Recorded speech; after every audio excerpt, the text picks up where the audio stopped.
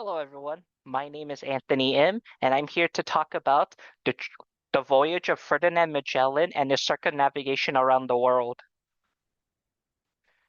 So, Ferdinand Magellan, he was originally born in Portugal, but was sponsored by the Crown of Spain to conduct the circumnavigation around around the world because although it might have been obvious for Spain to just go through the southern tip of Africa towards the Spice Islands, however, it was not possible because the Portuguese had rights to travel that way. So as a result, Spain was looking for a westward expedition towards the Spice Islands. So as a result, Ferdinand Magellan had to do some sort of circumnavigation to obtain the spices and return back to Spain.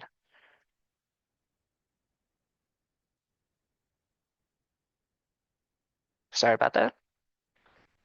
So, 1519, Ferdinand Magellan got his crew and about 5 ships to set sail for the voyage.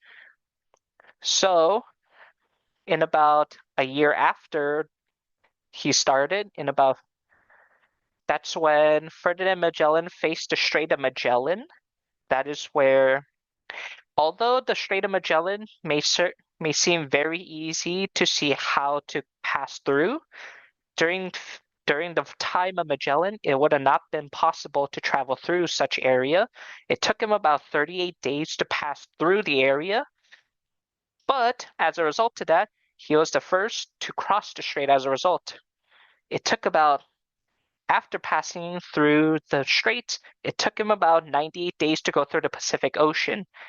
The reason why is simply because the Pacific Ocean was a very vast ocean that took a very long time to go through.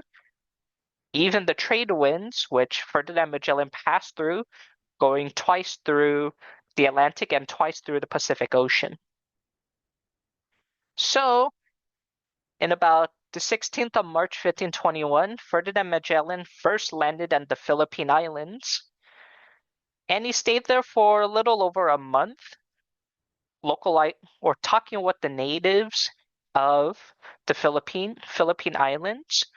But he soon got involved in some conflict, and then he died on the 27th of April 1521, where he was poisoned by an arrow on the Mactan Island. As a result, Juan Sebastian Elcano, a Basque navigator who was a subordinate to Ferdinand Magellan, continued on through the voyage. So, after many months after the incident, the crew landed on the Spice Islands called the Moluccas on the November of 1521. After loading up with the spices, a month afterwards, they set sail to go back home. It took about until May of 1522 for the crew to pass through the Cape of Good Hope. The Cape is known for having very strong storms throughout the year, but they managed to go through. Afterwards, on 2 months after, the crew landed on Cape Verde, but unfortunately, the Cape Verde is owned by the Portuguese, and the ship called the Victoria was almost captured, but it managed to escape back into Spain on September of 1522.